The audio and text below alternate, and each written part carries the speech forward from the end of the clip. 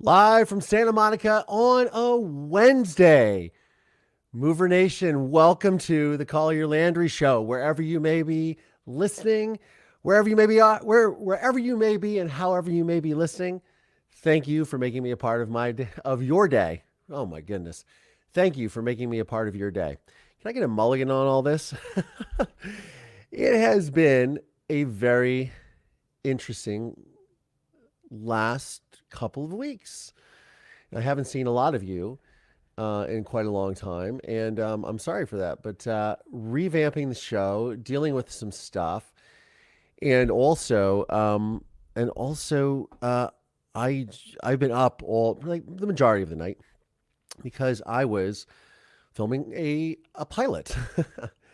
I have been working on a show for a while, and it has totally it is starting to kind of come to, well, we're starting to put it together as a presentation for potential buyers. This won't happen until next year, but it's something that it was actually born out of this podcast, or this podcast was actually born out of this original idea that I had.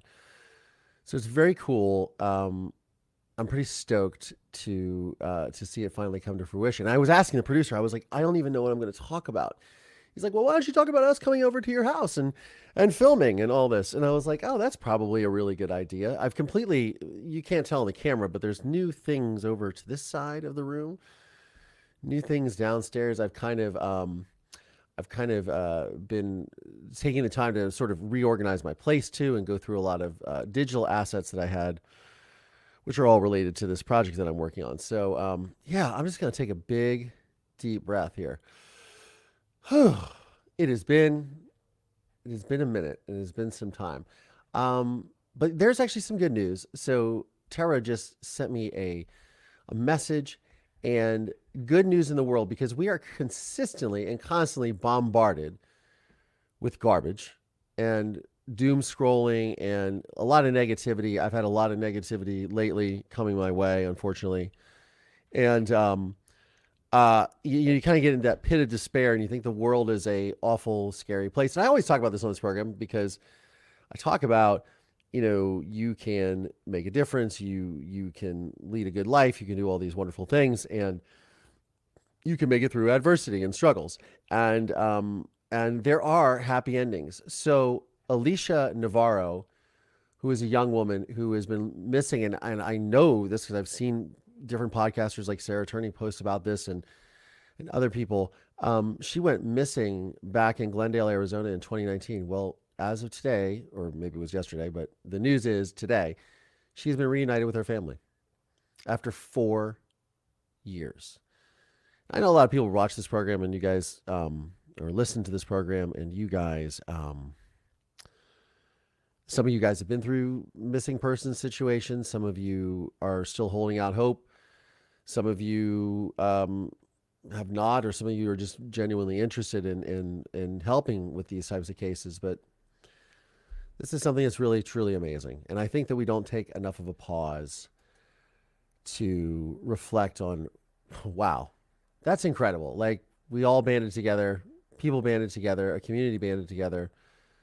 This young woman has been reunited with her family. It's pretty incredible. And if you don't know who I am, here it is. I'm Collier Landry. This is the Collier Landry Show. Let's get into it. Testimony continued today in the most notorious criminal trial in...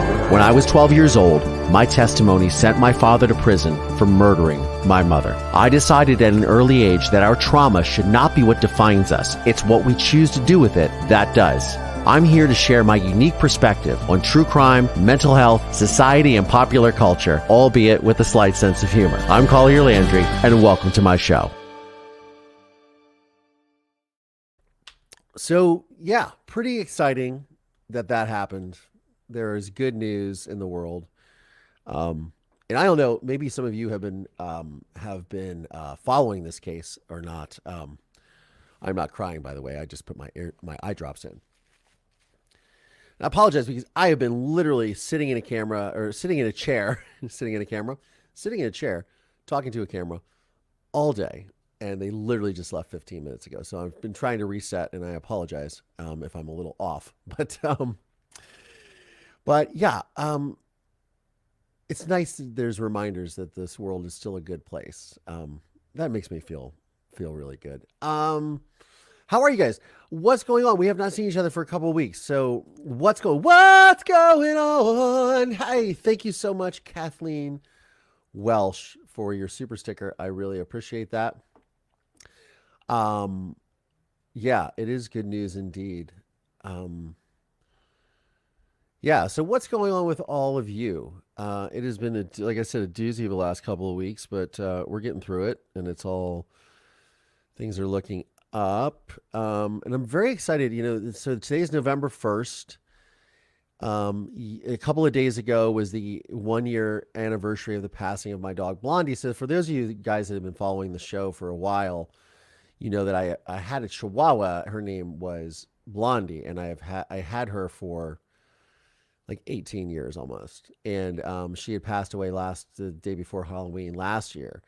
And then my friends banded together, and Marisol came into my life in January. But so it was the anniversary of her passing, which brought up a lot of emotions. I have like her paw prints that I had made. And one of the things it's so interesting when you think about like when you are going through life and you're just trying to, like, you're having a great day. You're processing, and for somebody like myself, okay, so I lost my dog, but let's just say other things. You come through a very traumatic relationship ends, maybe you lose a loved one, and you're having a great day and you feel like you're sort of coming through it.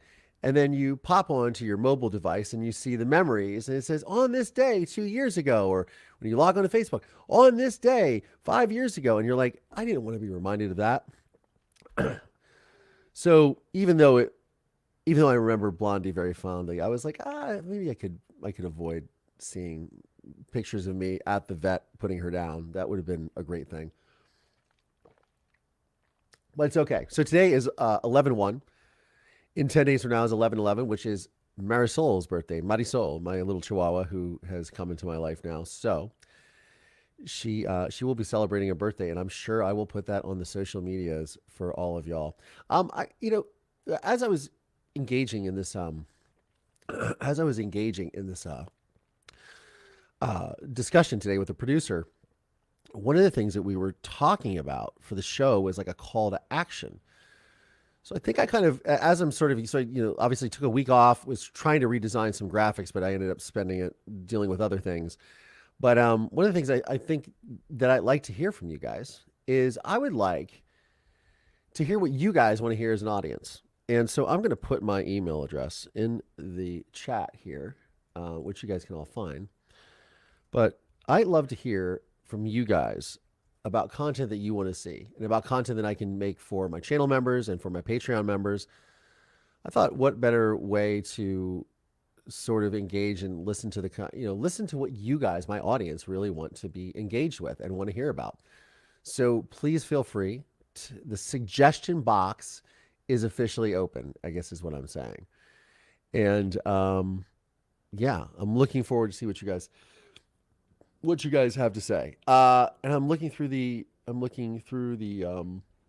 through all the comments, and thank you all so much for wonderful, positive, happy comments.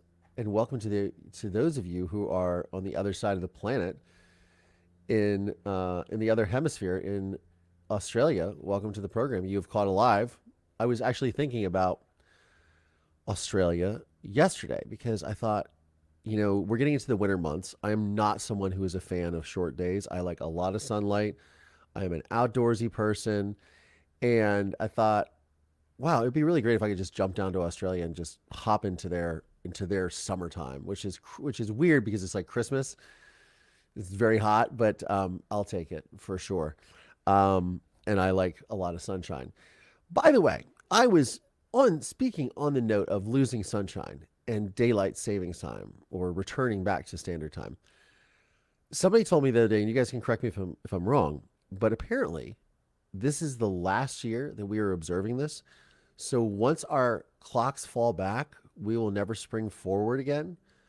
Somebody please correct me if I'm wrong, but that's what I've been told. That is the information or misinformation that I have been given. Because I am curious. I love my long days, but I don't like falling back. But So we are. Did everyone have a happy and safe Halloween, by the way? What did you dress as? What did you do? I think I don't have the pictures downstairs.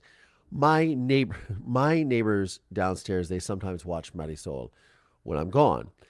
And the daughter loves her. And this year for Halloween, and it was like I think for her school or whatever, she dressed as Marisol. It was adorable. It was adorable and very touching. Very, very touching. My little puppy touches the hearts of many, I suppose.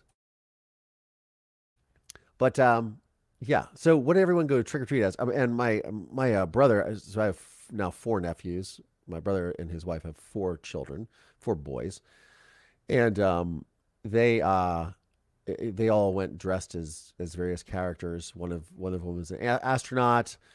The younger, well, not the baby, but the younger one, he was Venom from the Marvel movies, I believe that's what it was, the costume. And then my oldest nephew, Logan, who will be 12 next. Wait, he'll be 12 next year. What? That's wild. He'll be 12. Like 12 is like the age where all my stuff oh, I can't even process that right now.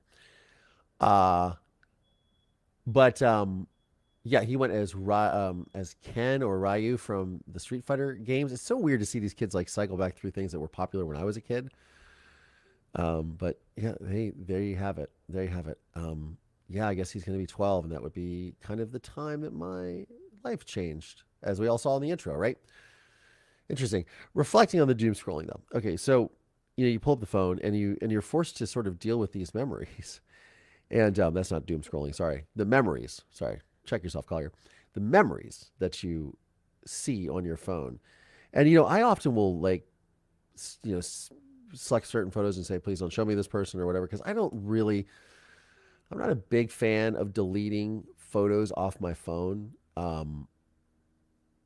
For any, I mean, unless they're just rubbish. I mean, like, I would take a picture of something so I could remember what the code was at the Whole Foods, so I have to write it down, something like that. But I don't like to delete like memories, like, oh, it never existed. I never dated that person. I was never in that situation. I never, I don't want to be reminded of certain things, but I also just think I don't personally, and perhaps this is because my background is in photography, and perhaps I look at it through that lens. Hey, mind the pun. Through the lens of that, where I just feel like that's part of your history, right?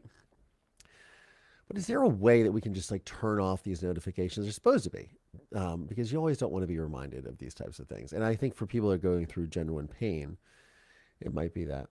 Helena, you say all kids were polite and helped themselves to only one or two candies from the bowl. One adult took a handful of candy. Of course, the adult did that. Of course, the adults did that. Some of them have no shame. I was talking about my Instagram live yesterday that over the last several days, have been stress eating, but sugar-free candy. Um, I buy the skinny dip peanut butter cups because I think peanut butter cups are probably my favorite candy. What are y'all's favorite candy, by the way? Put it in the comments. I want to know, what's your favorite candy? What is your go-to Halloween candy? Even though we're a day late from Halloween, I still want to know, because there's always next year.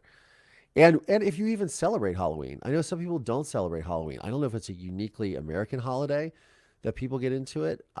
I don't really know. So I'd love to hear that in the comments for sure. Um, but the Reese's peanut butter cups are things that I stay away from, because I have no self control with them. And so I get these like sugar free skinny dip peanut butter cups, which do not taste like Reese cups, by the way. They actually taste better. They're made with organic ingredients and all that fun stuff. But Reese cups, there's a Reese's bar that that is called a fast break. So it has like nougat and like, or not nougat. It has like a white layer and peanut butter in the center and chocolate. I can't eat those. They have so many sugars and calories in them, and I'll eat like three of them. I have no self control. The peanut butter and chocolate thing, I don't know who invented that, but the peanut butter chocolate sort of dynamic is a really, it's a really strong dynamic. This is a very totally, by the way, guys, this is a completely random show today. I had nothing planned. Like I said, the pilot was happening, the drama of the last weeks, and all of it. So I'm sort of like, I'm just gonna wing it. I want to see you guys. I want to say hi. I want us to have a fun show. But please, what do we have? Werther's Original. I am the Gunpowder. Werther's Original. See, my problem with Werther's Original is the fact that you can't like I love the taste of the Werther's Original, but it's a hard candy. I want to chomp it. So that's my thing with the Werther's Original, but they are good. Coffee Buzz says Airheads. Now Airheads are the ones they're in a stick and it's like a little balloon looking thing with eyes and they have them in cherry because I think I used to like those as a kid. Let's see what else here. I would eat a shoe if it was covered. Oh my goodness. I remember my mother would tease me that they had chocolate covered ants at Disney. I don't know if that's a real thing or not. I mean, I think I've seen them before and I've always wondered, are they really chocolate covered ants or are they something else or chocolate covered bugs? I don't know if it's a gimmick or not. Um, but yeah, peanut butter cups. Okay, there's plus one, plus two for the peanut butter cups. Can you please consider? Thank you so much, Gen X Granny, for supporting me on Patreon. I really appreciate it, and thank you for the shout out. Free to be sunflower butter sun cups. I've seen those. I've never had those. Um, I love Reese's too, and Nerds. Yeah, Nerds. I remember Nerds. So when I was a kid, I used to go to. My parents had gotten like a little condo up at the lake. This is my real family. So my mom and dad, we would go up during the summers up in Lake Erie, and there used to be so there would be this road that was like a there was like a marina where people had boats, and there was like a country club around the way, and there was there was this like little shack place that sold candy and like bubblegum cigarettes and like the chalky stick cigarette things. Like why do we do that as kids? Can you even buy bubblegum cigarettes anymore? I wonder. I wouldn't imagine you could, but the kids have vapes anyway, so it doesn't matter. But we would get baseball cards, and they would have the Chico sticks. You guys know that it's like peanut butter. It has coconut on it. And then my mother loved the Zagnut bars as well, which either have the coconut and just peanut butter, or they have chocolate around the coconut and peanut butter. Anyways, uh, let's see. Chocolate covered ants was a thing in our area, Ohio. Oh, then it must be an Ohio thing. I think it was an urban legend. I don't know what rockets are. Fun dip. Yes, I had friends that were into fun dip, and then they would do. And then, so, fun fact. Oh, it's actually Kool-Aid that they use, but in prison, because I learned this from spending a lot of time in prison as a non-convict. They use Kool-Aid to make their own lipstick, but they also use Fun Dip as well. But it's mostly Kool-Aid. Caramel creams. I also like the not Entenmann's. What is it? They make the Cadbury's. Cadbury eggs are probably my favorite candy, which come out during which come out during Easter. Yeah, that's right. That's the holiday. Bunnies, eggs, Easter hens. Yep. Jesus risen. Yes, the whole thing. Um, Chocolate covered raisins too. Yeah, chocolate covered raisins are good. Chocolate covered raisins are good. So speaking of and I'm going to do a video about this because that was my plan to do last week, but it didn't happen. But I've been watching a lot of Netflix lately, and then downloaded much to my phone while I was traveling. But have any of you seen? Because I was talking about the candy cigarettes. Have any of you seen Big Vape, which is about the rise and fall and sort of, I guess they're still around, about Juul, the little vapes. Pretty interesting documentary. I'm going to do a whole thing on it. I won't engage too much into it, but if you haven't seen it, you should watch it. It's talk about I talked about the movie, the documentary series on HBO, Savior Complex, a couple weeks ago. And I titled the video. I talked about it in my life, like we're here right now, and I talked about it. And I think I said it's the dark side of good intentions. This Juul, this documentary called Big Vape, it's a docu-series. It's 4 parts. It's very well done. It's on Netflix. But that is also the dark side of good intentions, because these guys who are of course at Stanford in an incubator program, with their genius-sized brains and wanting to change the world like Steve Jobs, were also avid smokers and wanted to do something to help people get off of cigarettes that was less detrimental to their health, but still be able to keep up with the addiction. But as you'll see in the show, it just goes way off the charts. Which I never really caught on to the vaping trend. I remember I did it for I think I did it for like a month. The non-nicotine ones, which is the vegetable juice. This is like we're talking 10 years ago, maybe, or 8 years ago, maybe 2015. I think I did it. A little bit of it. It's like, oh, you vape, but then I was thinking to myself, what are you doing? You're asthmatic. Like, why are you doing this? But apparently, the vegetable juice ones were the really bad ones that were causing people's lungs to shut. I mean, it's too much. Check it out. It's fascinating. I'm even thinking about doing for all my channel members and Patreon subscribers a movie night. So if you guys are into it, we could all do that. We could do a little movie club. That would be super fun, I think. People are still in the candy. Australia has really strict cigarette sales law. The vapes have really made a mockery of them. Oh, of the laws?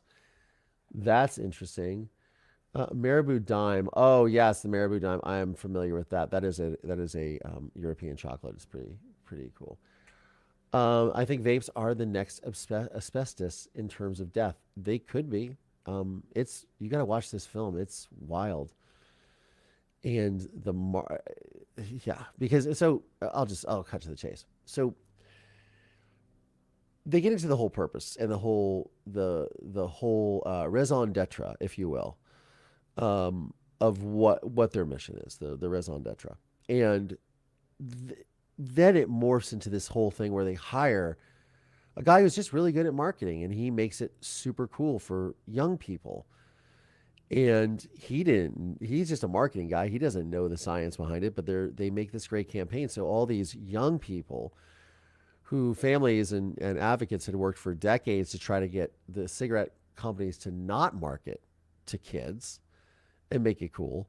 All of a sudden, another product that has nicotine in it and that has, and really no regulation around it, and also no advertising regulation around it because it was a new tobacco product and the FDA hadn't caught up to this yet, really. So it wasn't regulated. So they don't fall under because there's laws in the United States, like you can't market cigarettes to kids. Like you can't market alcohol to kids. Like you can't, I mean, they will see the advertising, but it's not, you can't specifically target people under a certain age.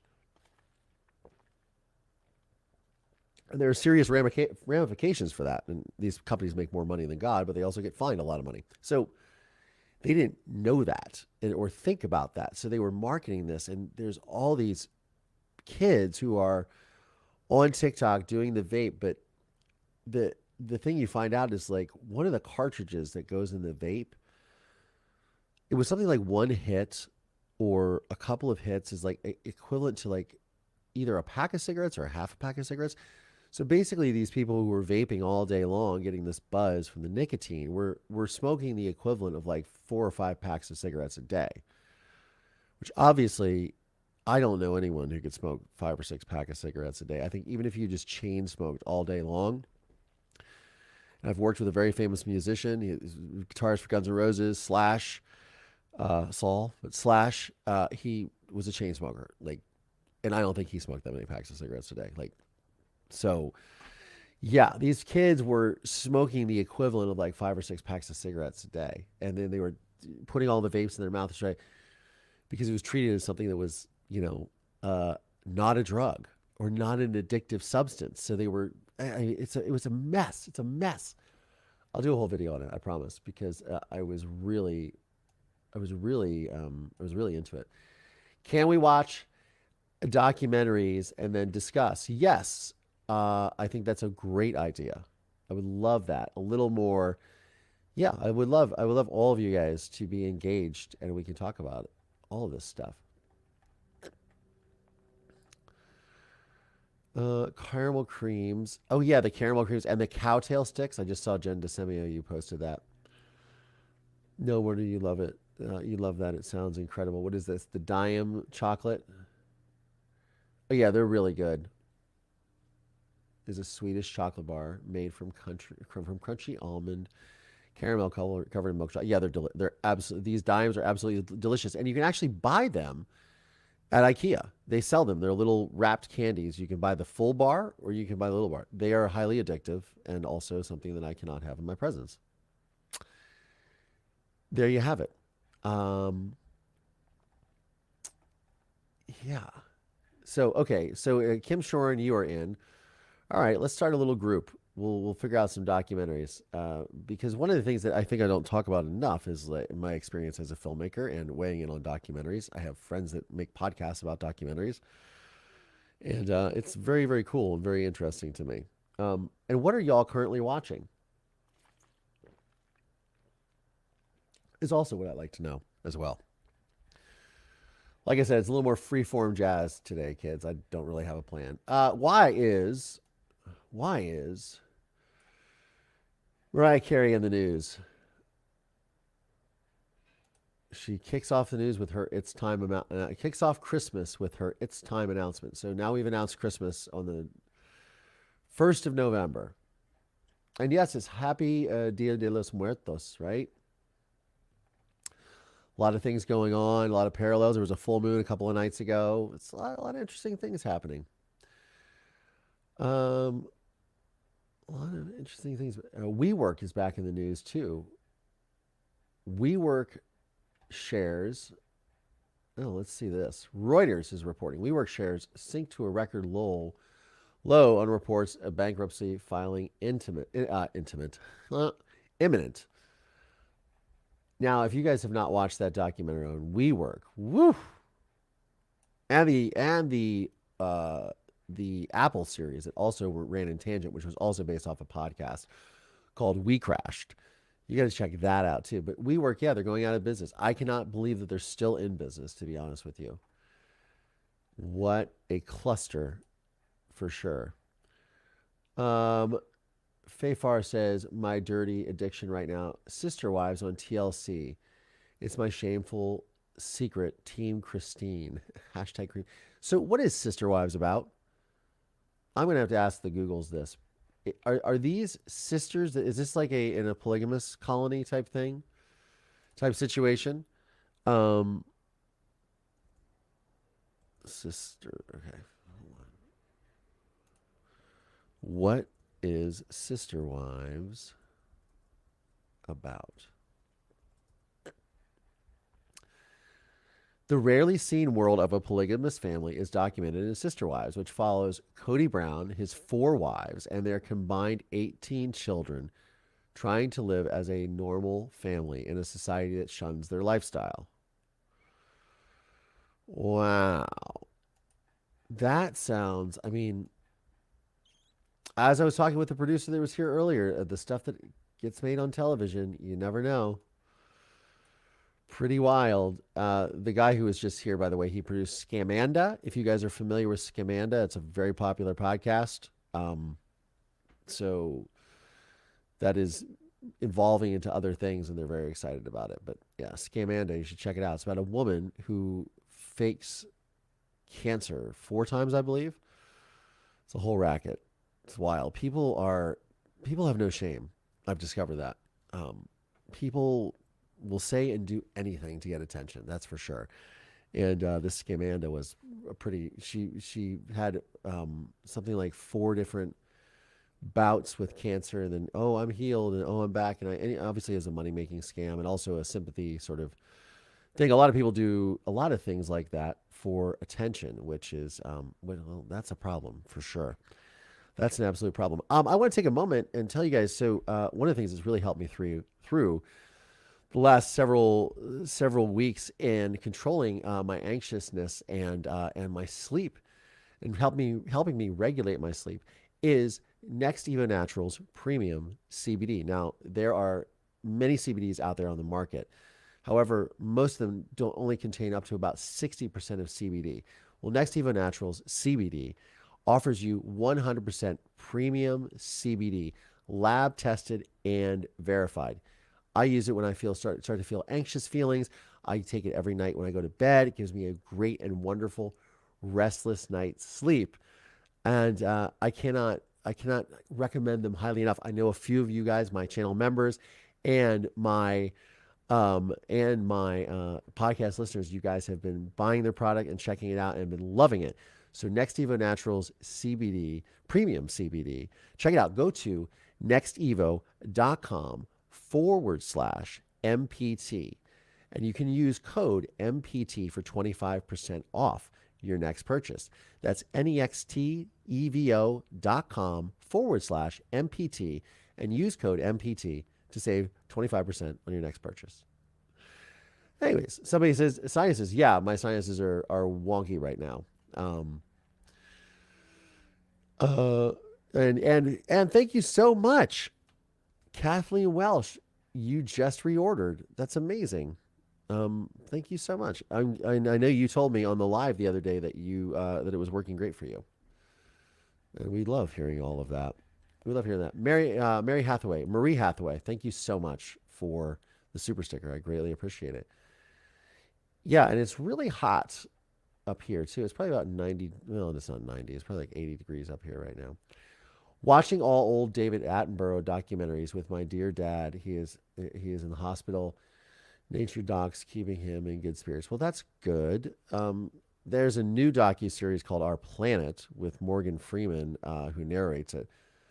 That's on Netflix, but that's like, the David Attenborough stuff, at least it always has been, is all filmed and it's incredible. And I've worked with guys that have shoot. I met the person. There was the snow leopard who was camped. It was a female camera operator, and she was camped out to get the snow leopard for whatever it was. The series I had on DVD, or not Our Planet, but Blue Planet or something like that. But the this new series that's on Netflix called Our Planet is all CGI. So it's all done through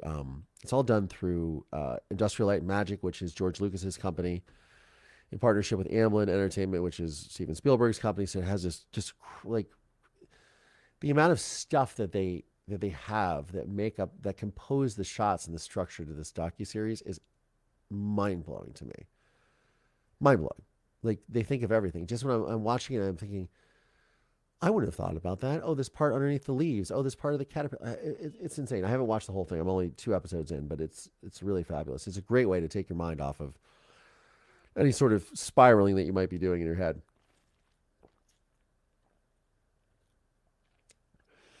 We think in our very finite time that we're on this planet that we're all that exists, but it's really 4 billion years old or whatever it is, and it has gone through so many iterations over the millennia that it really puts things in perspective for you for sure. But I do love a good David Attenborough, absolutely. Forever curious. I'm glad that Attenborough is helping your dad. Yeah, I mean, who couldn't be soothed by that voice, right? Sadly, Sister Wives started 10 years ago, and now it's a hot mess. Yeah, I thought it's been out for a while. Reality TV is crazy. I've done a few reality shows. They were not that crazy, but yeah. Oh, Court McNeil says, I watched that. Very unique. Morgan Freeman, easy choice. Yes, very true. The doc, Three Identical Strangers, is really good. I started watching that a few years ago because I feel like that was on the festival circuit when I was out with my film, or it was getting a lot of buzz, or it was just coming out. I don't know. But yeah, the Three Identical Strangers thing is really wild. My neighbor had a similar experience where he is pretty much convinced that his brother that was also adopted is actually really related to him. Um, that's a whole thing he's trying to figure out with his life because they're both, as the dots get connected, they're starting to think that maybe they're part of the same family. Yeah, Werner Herzog is a pretty talented filmmaker. I think his first major film was The Thin Blue Line, which is like one of the most original true crime documentaries ever, The Thin Blue Line. But I believe that's Werner Herzog. I believe. I might be mistaken. It might be D.A. Pennebaker.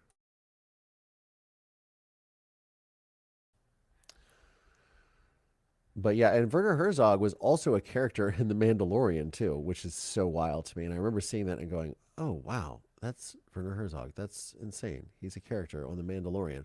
For those of you that are Star Wars fans, uh, I guess I'll have to check out Sister Wives, but I'll go back to the old episodes.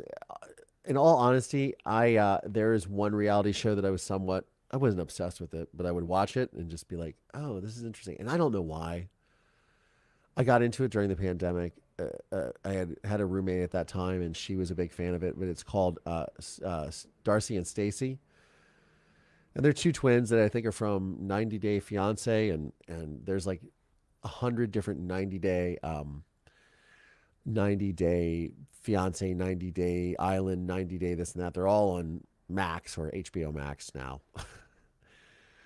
They're just spinning it off, and they're all spinning it off because let's just face it, here in Los Angeles, we are still under strike conditions. So the actors are still on strike. And to be honest with you, it's November 1st, and the industry shuts down when Thanksgiving hits. So I would be surprised if they came to a resolution, and it wouldn't make a lot of sense to come to a resolution before the end of the year, or at least before the Thanksgiving holiday, because there's nothing's going to happen. So I don't know, but it's been sort of devastating for our industry, for those that work in the entertainment industry, actors, you camera crew, crew in general.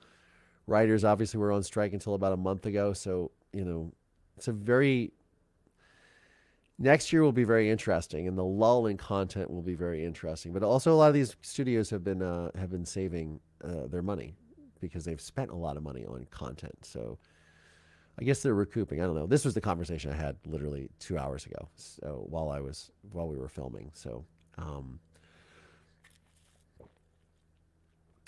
Gen X Granny says, "Oh, there's this documentary about people having a doppelganger across the pond that looks pretty cool. I'll have to figure out the name." Yeah, I'd love to hear about that. Have to have a good voice to carry a good documentary. Michael Pollan Around the World was good to listen to while decorating. You have a very good voice to listen to too, CL. Thank you so much, Gojo. I love nice comments. Fabulous change of pace. This is wonderful. Uh, Sometimes these go by too fast. Werner Herzog. All right. So what else is going on in the news? So there was an active stabbing situation here in Los Angeles that I just got alerted to as well. In Van Nuys High School, they locked it down. Somebody did a mass stabbing. I don't know. I don't know what the answers are. Yeah, as you guys saw a couple weeks ago, I interviewed Elizabeth Stout, who's the host of Trigger Therapy podcast, and we've discussed what she went through in the Parkland school shooting. And this is a whole other now a stabbing. It's very concerning for me with children and schools. It's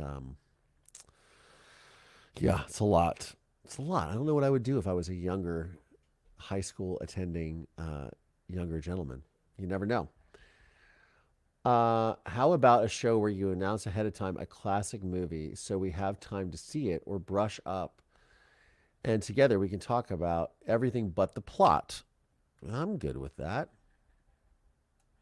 I'm going to screenshot that just because. Old Lady Snoop, that is a good suggestion. Happy to do that. Happy to do that.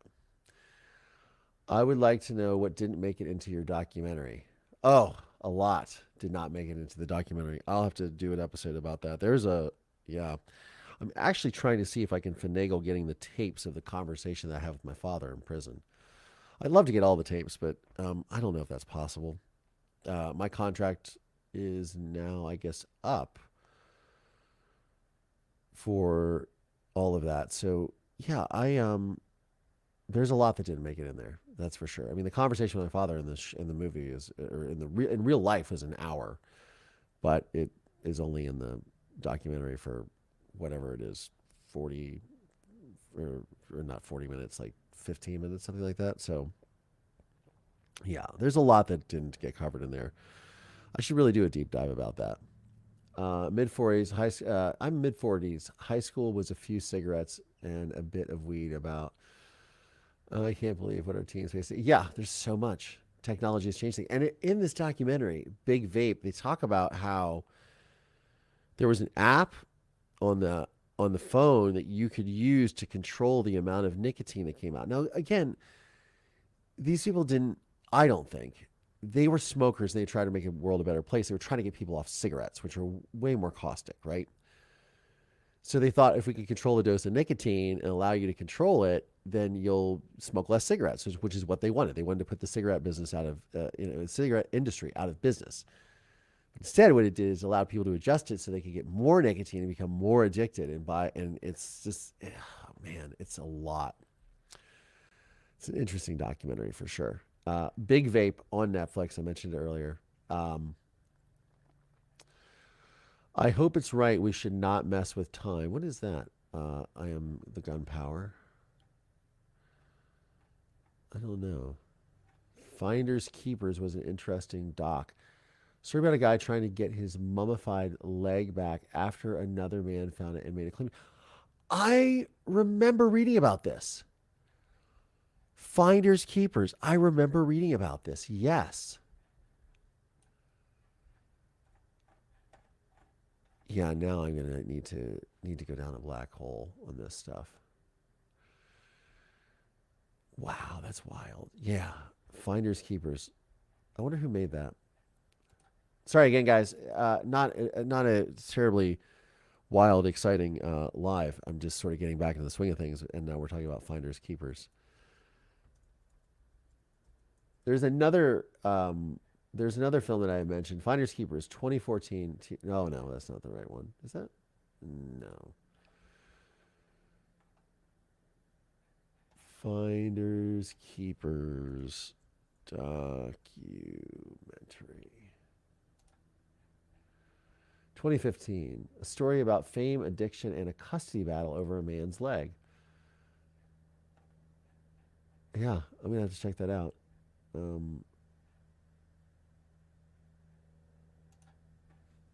Yeah, Finders Keepers by Brian Carberry and Clay Tweel. The story details John Wood's attempts to recover his mummified leg from Shannon Wisnant after Wisnant found the leg in a grill purchased at a storage unit auction. Okay. In 2004, John Wood and his father, Tom, are involved in a plane crash in Tom's Cessna. Tom is killed and John's leg must be amputated below the knee. John, celebrating a year of sobriety after an addiction to drugs in his youth, blames himself for the crash, even though his brother and nephew assure him that the crash was not his fault. John requests that the hospital return his amputated leg to him, intending to turn it into a shrine to his father as a way of coping with his grief. Wow, okay. I mean, I'm all in support of that. That sounds like a totally reasonable idea. John is surprised when, rather than return his leg and foot bones, the hospital gives him his entire amputated leg, including the flesh and muscle. Okay, that's a weird part. The hospital gave him back the whole. I would think that would be deemed unsafe, but who knows? Hey, great. Including the flesh and muscle. John makes several failed attempts to skin the leg himself before deciding to mummify it. The leg ends up in a barbecue grill in John's storage shed, undergoing a primitive mummification process. John relapses into drug addiction after he begins drinking beer while taking the painkillers prescribed to him after the surgery. He spends his rent money he spends the rent money for his storage shed on drugs, and the shed is put up for auction by its owner. Sounds like a must watch. It has all kinds of just story written into it. Wow. I need to watch this for sure. Finders Keepers. What a good suggestion. I was transferring VHS tapes about your father's trial. Are you still doing that? It is on hold for now. I've transferred about half of them, but it is temporarily on hold until I figure out what I'm doing with it. So here's the problem. They're not labeled. So I'm having trouble figuring out what the order is. So I'm trying to get transcripts so I can figure out the whole thing, because I don't have all the tapes, and I'm also looking for more. I'm going back to Ohio in December, and I'm going to try to track down more tapes from people. which they hopefully have. And that would be great because I'd love to have a complete, a complete trial of like the whatever it was, 25 days, 24 days. I think that would be pretty cool to have. I mean, cool is a relative, depends on what your view is of all of it, but I need to do that. But yeah, no, so yeah, Finders Keepers. This might have to be the documentary that we all watch and talk about. They did a lot of issues before 90210 did with all those words I'm not going to say on the show. There's a show that's been put on Canadian Prime Video called Kids of Degrassi Street, Degrassi Junior and Degrassi High and Degrassi Movie. Very popular. They did Degrassi Next Generation. I'm not familiar with that, but of course I don't live in Canada, so there you go. Look at you guys being all nice in the comments. That's wonderful. But yeah, Finders Keepers. My goodness. Louder, please. Can you not hear me? Everyone, yeah, I don't know. Levels are up. Levels are up. Levels look good. Yeah, they look good. So sorry about that. Yes, it is a lot of work, Kathleen Welsh. It was the show to watch because we don't have good TV. LOL. One of my favorite shows on Canadian television that I got into a few years ago. Well, I guess now it was like 10 years ago. We were in 20. I think I got into it in 2013 or 2014. Was Trailer Park Boys. Trailer Park Boys. I discovered it. It came up on Netflix, and I would watch it all the time. I thought it was hilarious and so brilliant. So brilliant to take a little camcorder and just film this like reality TV show that didn't really exist before reality TV was even a thing. It's hilarious. And I guess there's another one called Letterkenny. I've not watched that yet. But people, when I was traveling with A Murder in Mansfield, I met many Canadians. I was in many Canadian film festivals, and they all told me they're like, if you're a Trailer Park Boys fan, you should watch Letterkenny. So there's got to be good. And you've got Schitt's Creek too. So yeah, there's good Canadian TV shows. Come on, I mean, Schitt's Creek has to be one of the best television shows ever. If no one has ever seen it, I didn't watch it for the longest time, and then I binge watched all of it. So well done.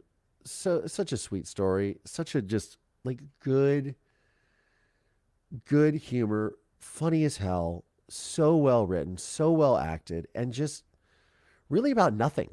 It's really not about anything, but it's about family and family being there for each other and all of this and their whole journey of humility and coping with their situation together, as crazy as they all are. It's so well done. There's no violence. There's no sexual. I mean, there's sex stuff, but it's not bad. It's a very wholesome show in a lot of ways, with a lot of really sly, snarky, funny humor.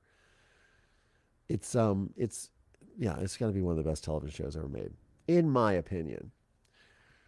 It was not. I don't. It was not based on a Florida trailer. Oh my God, Kathleen Welsh, who I know lives in Florida, is making a joke by saying, "Was it based on a Florida trailer park?" No. And I remember I was on set one time, and somebody was from Canada, and I started talking about Trailer Park Boys, and I said I didn't even know that they had trailer parks in Canada. And this person stopped what they were doing. They looked at me and they go, "Oh no, we have trailer parks in Canada." And I thought that was the funniest thing ever because obviously the sentiment is like, yeah, there's a lot of trailer parks in Canada and they deal with a lot of this behavior. So, yeah, it's a good show. It's gotten like really stupid. Now it's like, it was good when it first started, but like as they got more money and more production value, it kind of took away from the whole feel of what it was, which it felt very, very bootleg style. And that was kind of the appeal of it that I thought. I think after like the fourth or fifth season, it kind of gets a little, it's funny, but it's not like that. Bubbles from Trailer Park is also a really talented guitar. He's an insanely talented guitarist. And they even have, they have Rush on they do an episode with a guy from Rush one of the seasons. It's crazy. Yeah, he's really good. Very talented guitarist. Yes, anything with good belly laughs and wholesome shows. I love this. Yeah, not that I don't like CD dark and craziness, but sometimes you need to just be like, okay, this has a good moral and a good story to it, and that's why I like it. That might be altruistic, but I think we have enough of the nonsense in this world. Enough nonsense. Like, come on. Yeah, Schitt's Creek, very good. Still trying to get around to to Trailer Park Boys. Yeah, I would say watch the first like 3 seasons, 4 seasons. It's really really funny. And at the end of each season, they all go to jail. Like they all do something stupid. But they're also like they're criminals. They're like petty, annoying criminals. They don't do anything like too bad. They just drink a lot. Like they're victims of their own alcoholism. That's the funny thing. They smoke pot. It's it's hilarious and maybe a little bit of a cautionary tale. I don't know. I do know some people like that in my life that I grew up with. Ozarks. Yes, the show Ozark was incredible as well. That was probably one of my favorite Netflix shows ever. Project Grizzly documentary, no spoils. The end cracked me up. Inevitable ending, but so funny. I'll check that out. Project Grizzly. And Kim Shorn, you've been binging the new Columbo. So is the new Columbo any good? You're talking about? Are you talking about the new Columbo? You've been binging Columbo. Nothing like the rednecks roping garbage cans in a Calgary. Yes, yes. That is very funny. You saw one the other day that guest starred Johnny Cash. I don't know what that is. Who is that? What show is that? Johnny Cash. Love it. I need lightness and laughter also. And thank you, by the way, to all my new channel moderators. Thank you so much. Comments are very nice today. I don't know if that's your doing, but if it is, thank you so much. Appreciate it. Oh, the old Columbo. Got it. Wow, Peter Falk. Very talented actor, man. Peter Falk. Charlotte Dabber, your channel, Sister Wives, and Kill Tony. Stand up has basically replaced my TV viewing on YouTube now. Yes. Oh, my channel. Oh, my channel. Faye Far. You're saying my channel. Got it. My channel. Um, Sister Wives. Yes, I have some friends that are fans of Kill Tony, and I'm not really sure what it's about, but they are. Yeah, that's the thing about YouTube. YouTube is becoming a place where people like myself can be content creators and can entertain you guys and try to make a living. It's pretty groovy. I just watched an interview on SPTV interviewing Navarone Garcia. Navarone Garcia, Lisa Marie Presley's half brother. He has some wild stories about growing up, I'm sure. Murder She Wrote. Did they redo Murder She Wrote or no? Is that a new thing? Or is that because I know as you said that, I know they're doing a movie, but I don't know if they redid it. I'm waiting for Amazon to redo it. I remember when Hallmark movies were so well made. I'm not trying to knock them now, but it's gotten a bit cheesy and canned. A few are really good. Okay, yeah, they've always been really cheesy and canned. It's the mold. It's they shoot like 40 of these things in a row, all in the same sets, and it's crazy. So one of the fun things, so when I go back to Ohio in December, I will sit down with my adopted parents and I will watch Hallmark movies with them. And they play this game because the shot will literally be from the guy coming in the door with the presents, and he's walking in and he's saying hi to everybody. He walks in all the way to the kitchen and he puts the presents down in front of the tree. And we count how many wreaths are in the shot. And it's usually like if he's walking across the room, you'll literally have like 15 wreaths, like placed strategically.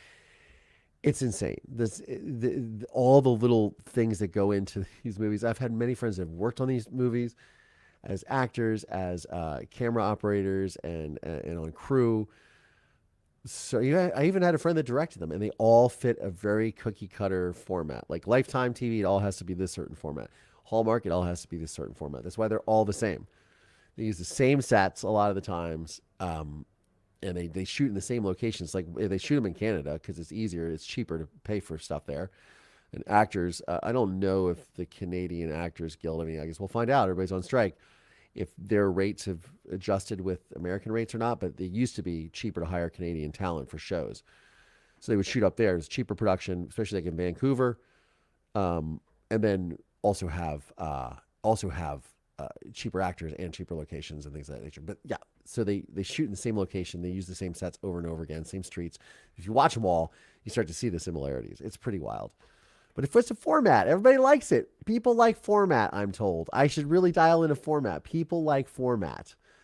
People like to see something, they know what the story is, they know what's going to happen. And that's why those movies and those shows are all so predictable.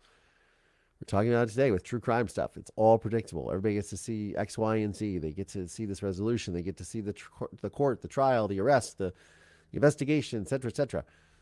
All these things. So, I guess we like consistency. I strive to do more of that in my own life, for sure, especially with this show. Meatloaf played a part of a detective. He was good. Pity he didn't have his own series as one. And Meatloaf was also in Fight Club as well. That is my most memorable Meatloaf role. He was so good in that, and I need to watch that show. I'm trying to get Chuck Palahniuk on this show, by the way. His people have reached out. He's been doing some YouTube stuff. I hope I can have him on. So Chuck Palahniuk is an author, and he wrote Fight Club, amongst other books, but Fight Club. And I want to have him on. So keep your fingers crossed. It'd be great to have him.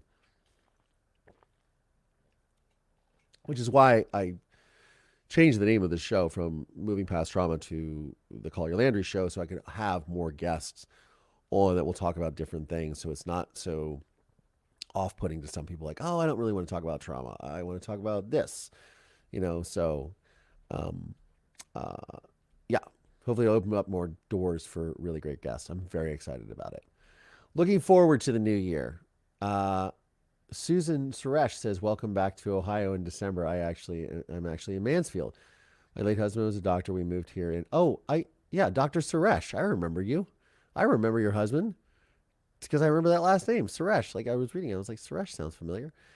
Yes, I saw your documentary and learned so much about the truth, more about the truth. Well, thank you so much. That is super cool for you being on the program. By the way, while I was at Obsessed Fest on the first day, two of our audience members were from Ohio that came to see our Survivor Squad panel. And one of the women worked in the prison when I was filming with my father. Insane. Like, what a small world. Like, you can't even... It was a really, really amazing experience to have that. You talk about things... I always talk about things being circadian. Life is circadian. Come around and you tie up loose ends, et cetera, et cetera. And that was one of those things. And even seeing the Suresh name here that ties up, like, brings everything back. Life really is circadian. And just to have them there, and I'm talking about the film, and then she shares this with me. It's incredible. It's incredible. Would love to see a doc about Jack Sim, aka Mr. Toilet. Very serious subject matter. His work to make effective sanitation for all in this world. Oh, yeah, that would be an interesting documentary. I don't know who this guy is, but sanitation, recycling, water and power are all things that I'm very interested in as well. By the way, Navarone Garcia is the son of producer Marco Garibaldo. That is a whole story in itself. Oh, I'm sure it is. I really come across folk with more dysfunction than my nuclear family. I think I was drawn here because it feels normal, not judgy. Appreciate your space, Collier. Thank you so much, Fayfar. I really appreciate that. Thank you so much. Gen X Granny is plugging my Patreon. So I'm going to start doing more stuff for Patreon members because I learned a lot about that from several podcasters. Like, hey, really, really, really push the Patreon. So because it helps keep the lights on. It helps keep me making this show.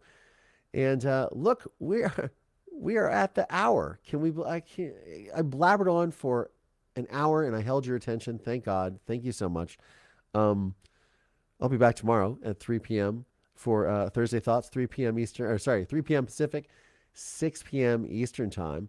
And we'll chat about all kinds of stuff. Mover Nation, thank you all so much for tuning in. Thank you all for your support. Sorry I was not available last week, but I am back. We are better than ever. I appreciate and love all of you, my audience members. And for those of you that signed up to be mods on this channel, I cannot thank you enough for your generosity in helping out. It is greatly appreciated. Anyways, on that note, Mover Nation, I'm Collier Landry, and this is the Collier Landry Show. We'll see y'all.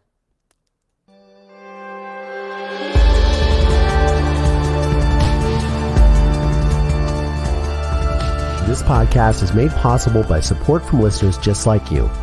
For exclusive content around this podcast, please consider supporting me via Patreon by going to collierlandry.com/support. Please subscribe via Apple Podcasts or wherever you get your podcasts from, and please leave us a 5-star review. If you want to see video episodes of this podcast, please check out my YouTube channel at youtube.com/Collier Landry. You can find links to additional resources in the show notes of today's episode. This podcast is a production of Don't Touch My Radio. Copyright Collier Landry.